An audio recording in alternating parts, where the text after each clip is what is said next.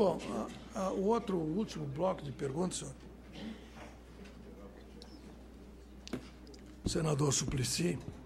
A primeira delas, a questão das condicionantes colocadas pelo Supremo no julgamento da demarcação da reserva das terras indígenas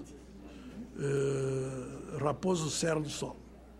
Vossa Excelência perguntava se essas condicionantes tinham aplicação em outros casos. Tecnicamente, não, porque se trata de uma decisão num caso específico, sem efeito vinculante, então, teoricamente, não. Agora, não se pode negar o caráter persuasivo de uma decisão dessa natureza, até porque essas condicionantes, na verdade, de um modo geral, ao que me consta, elas esclareceram o regime jurídico da ocupação de terras e da demarcação de terras. Quer dizer, foi muito mais explicitação do que já consta do sistema do que propriamente uma criação de uma norma nova, aparentemente. Isso tem um efeito persuasivo, embora, no meu entender, justamente por explicitar um regime, por se tratar de uma decisão que explicita um regime jurídico para o futuro, essa decisão ela não tem um caráter imutável, nem mesmo para a Serra do Sol. Porque essas decisões judiciais com efeito prospectivo, como nós dizemos, quer dizer, que tem uma vocação para operar no futuro, essas se subordinam à cláusula rebus sic stantibus, ou seja, ela vai vigorar enquanto vigorar o Estado de fato e de direito. Nada impede, portanto, que o legislador, por exemplo, edite normas a respeito de reservas indígenas. Obviamente que essas normas não vão ter efeito retroativo, mas têm efeito prospectivo, que podem, certamente, influenciar na aplicação dessa decisão do Supremo Tribunal Federal. É assim que eu vejo essa questão. Questão do foro privilegiado. Vossa Excelência perguntava se deve ser mantido, restringido ou eliminado. Bom,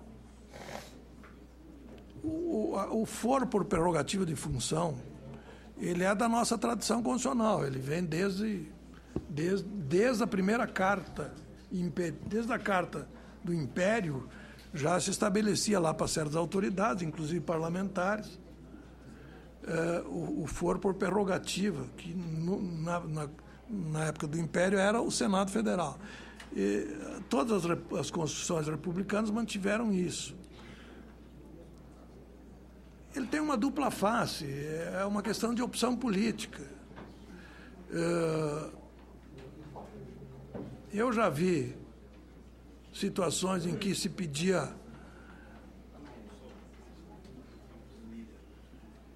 com toda a força que o foro fosse mantido, num determinado caso, o foro por prerrogativa. Eu me lembro num caso do Rio Grande do Sul, por exemplo, onde um deputado era acusado de homicídio, que se discutia se ele devia ser julgado pela Assembleia, deputado estadual, ou pelo Tribunal do Júri. A rigor, são dois tribunais especializados. E ele defendia, ele queria o foro por prerrogativa de função. Porque era um julgamento, ele preferia um julgamento técnico. O julgamento do júri popular é um julgamento diferente. Em outros casos, se prefere que o processo de julgamento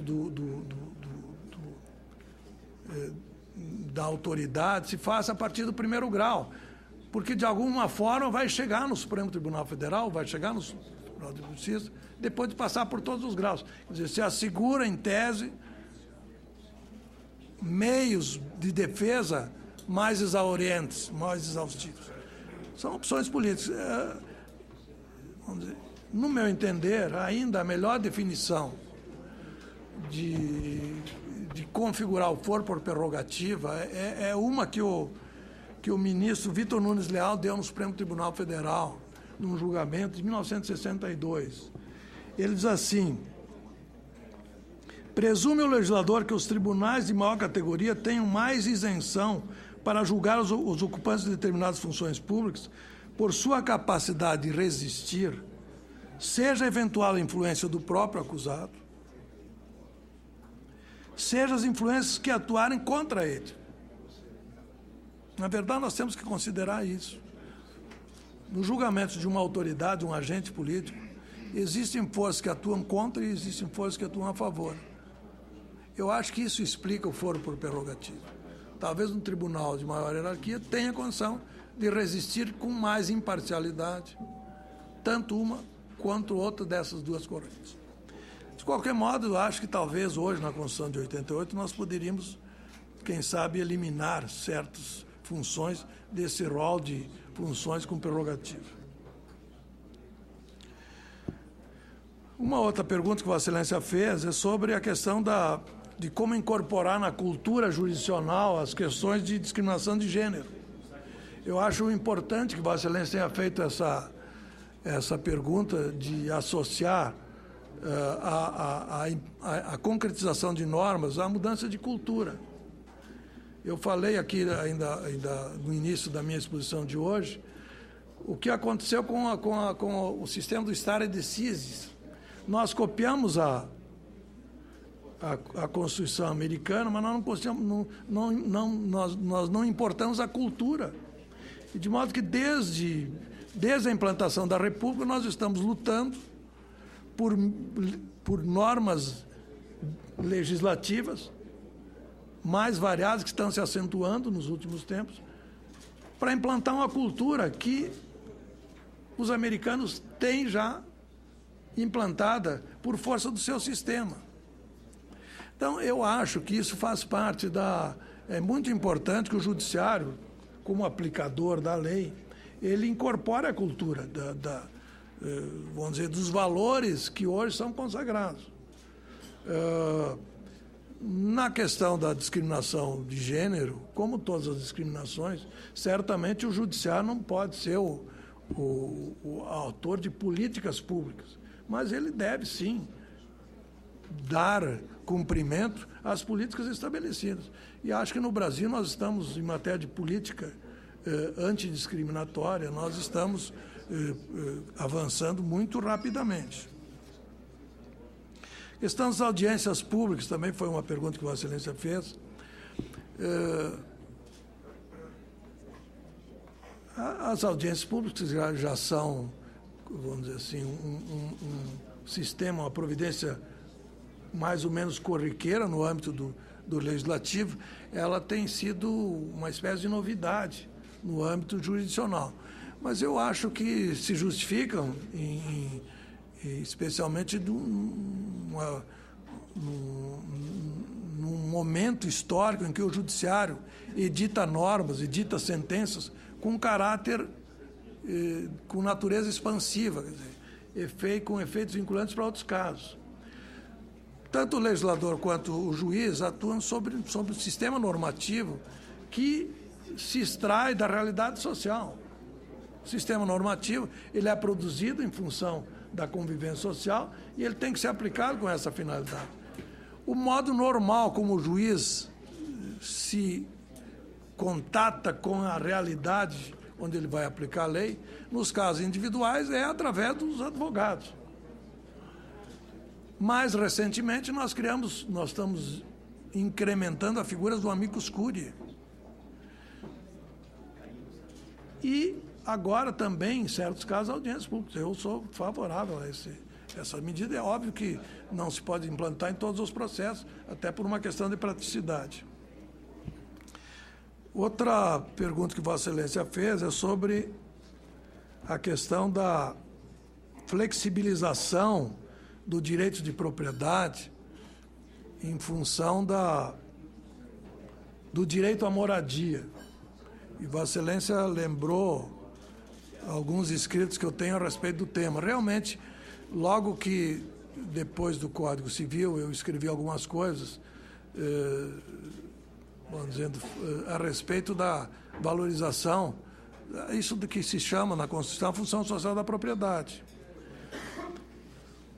Que o direito de propriedade quanto à função social de propriedade estão consagrados não apenas como garantias fundamentais, mas como princípio da ordem econômica. Essa questão está, vamos dizer assim, a convivência desses dois princípios tem que ser, de alguma forma, estabelecida, está dentro da discussão aqui a respeito de colisão de princípios fundamentais. E o legislador tem dado soluções. A Constituição mesmo estabelece duas hipóteses são as tais das limitações explícitas, duas hipóteses de aquisição da propriedade em função do trabalho e da moradia.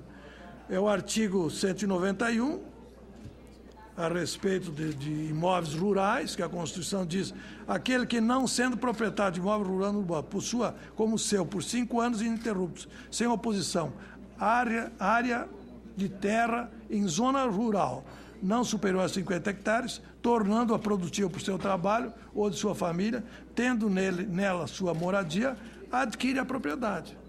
Então, aqui está um caso clássico de realização. O outro que está na Constituição é 183, que se refere à área urbana.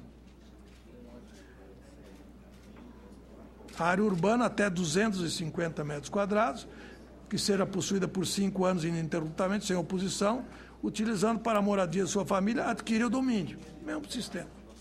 Então, aqui temos dois casos clássicos. E o Código Civil, o novo Código Civil, além de incorporar esses dois casos, ele tem um caso muito interessante, que é no artigo 1228, parágrafos 4º e 5º, que ele diz o seguinte: o proprietário também pode ser privado da coisa se o imóvel reivindicado consistir em extensa área na posse ininterrupta e de boa-fé por mais de 5 anos de considerável número de pessoas, e estas houveram nela realizado, em conjunto ou separadamente, obras e serviços considerados pelo juiz de interesse social e econômico relevante. Está no Código Civil. Isso aqui foi apelidado, no meu entender, equivocadamente, de desapropriação judicial. E diz assim porque, na verdade, o proprietário tem que ser indenizado. E como tem que ser indenizado, não é pelo Estado, mas o Código não diz, mas certamente será por quem vai possuir. E eu não vi aplicação prática desse dispositivo, embora seja um caso clássico de relativização. Vossa Excelência me permite? Pois não. Nós acabamos de aprovar no Código Florestal restrições à propriedade ao estabelecer o princípio da reserva legal e das áreas de preservação permanente. É o caso específico. Em que o proprietário tem o direito assegurado à propriedade, mas tem limites sociais à propriedade. Exatamente. Né? Aqui é a discussão, quer dizer, é a distinção entre direito de propriedade, que significa o estatuto legal da propriedade, que a Constituição diz que tem que ser preservado. Não se pode eliminar do sistema a propriedade privada. Mas isso não significa dizer que a propriedade privada seja um valor absoluto. Como ele tem que ser relativizado até para a convivência com outros direitos fundamentais, como, por exemplo, a função social da propriedade. Então, quando se fala em direito de propriedade, se fala no estatuto legal da propriedade. Quando se fala em função social da propriedade, se fala em utilização da propriedade, que não é necessariamente pelo proprietário. Talvez se pudesse falar melhor em função social das propriedades, até no plural. Então, essa é a distinção. E o legislador, de alguma forma, e o juiz, se for o caso, tem que adequar isso. Aliás, tem um caso, uma criação pretoriana antiga, que é a chamada desapropriação indireta. A desapropriação indireta nada mais é do que uma, vamos dizer assim, orientação pretoriana estabelecendo uma conformação entre o direito de propriedade e o interesse público na utilização daquela propriedade. Naqueles casos em que o Estado sem fazer desapropriação. Se apropria de um bem imóvel ou móvel e afeta a função pública, se assegura ao proprietário uma indenização, mas ele perde a propriedade. Então, é um exemplo típico de relativização do direito de propriedade em função do exercício adequado, da utilização adequada das propriedades. Uma outra pergunta que Vossa Excelência fez é sobre o sistema de escolha de membros dos tribunais superiores. E, enfim, citou uma proposta do professor Dallari, que prevê a participação de órgãos, entidades sociais e corporativas, etc.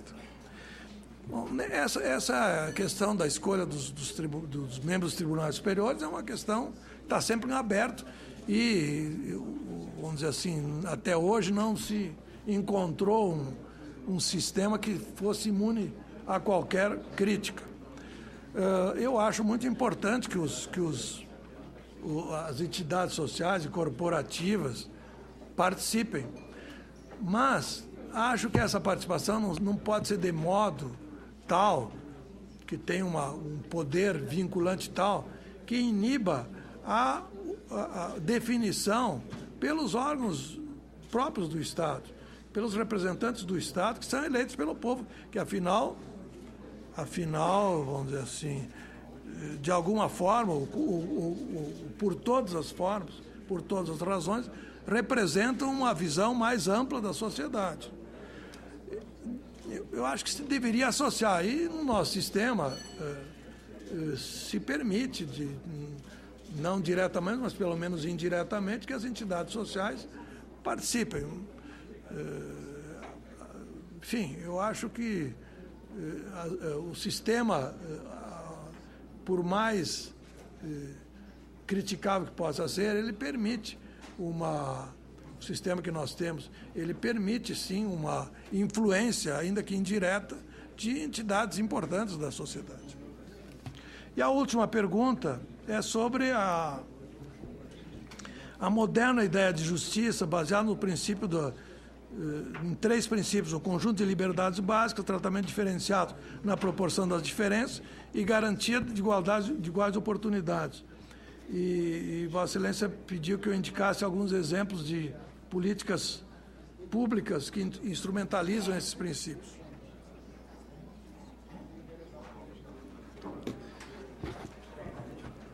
Senador Suplicy, se nós formos olhar as ideias de justiça, inclusive as ideias modernas de justiça, essas que Vossa Excelência referiu, de alguma forma, nós vamos ver que isso se trata de um desdobramento daqueles valores que estão lá na Declaração Universal dos Direitos do Homem, consagrados pela Revolução Francesa,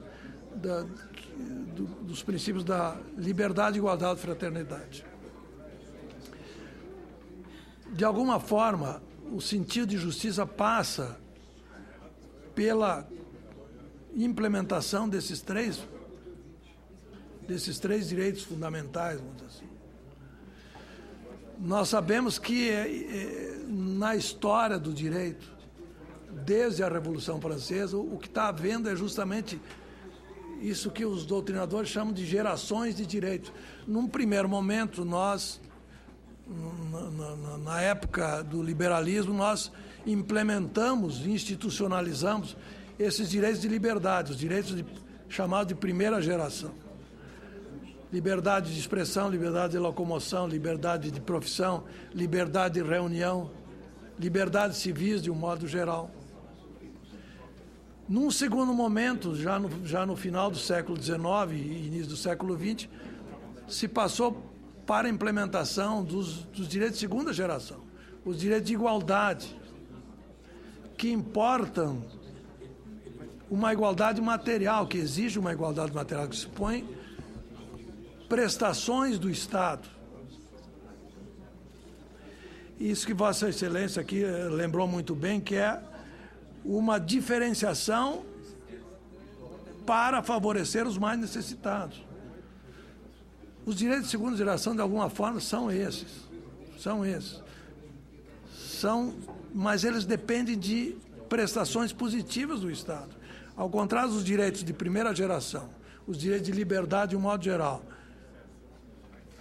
cuja garantia se dá pela omissão do Estado, pela não intervenção do Estado, os direitos de segunda geração supõem intervenção positiva do Estado e da sociedade. Então, hoje a partir do final das doutrinas socialistas, da doutrina social da Igreja, enfim, se institucionalizou no mundo inteiro esses direitos de prestação. Mas a dificuldade está em concretizar esses direitos. E aí nós vamos partir para uma terceira geração de direitos fundamentais, que são os direitos de fraternidade. E eu acho que hoje nós estamos estamos trabalhando, acho que o mundo hoje trabalha justamente nisso. Nós não vamos implementar os direitos de segunda geração, os direitos de igualdade material, se nós também não implementarmos os direitos decorrentes disso que se chama de solidariedade ou de fraternidade, são os direitos de terceira geração. As políticas públicas, de um modo geral, e aqui no Brasil, acho que principalmente a partir de 1988, Constituição de 88, na década de 90 e de lá para cá, nós estamos num processo paulatino e progressivo de implementar direitos que se pode chamar de direitos de fraternidade, ou seja, programas de distribuição de renda, de auxílio aos mais necessitados, etc. Eu acho que todo esse conjunto de programas se pode já qualificar como direitos de terceira geração que o Estado está implementando e que dependem, certamente, daquilo que também hoje já se fala muito, humildemente, que são os deveres fundamentais do cidadão. A própria Convenção, o Pacto de São José da Costa Rica, tem muitos artigos sobre direito, mas ele tem um sobre deveres, os deveres fundamentais. E ele diz lá que eu não tenho o texto aqui, mas, enfim, se não me engano, o artigo 32 do Pacto de São José da Costa Rica fala nessa necessária sincronia entre direitos e deveres.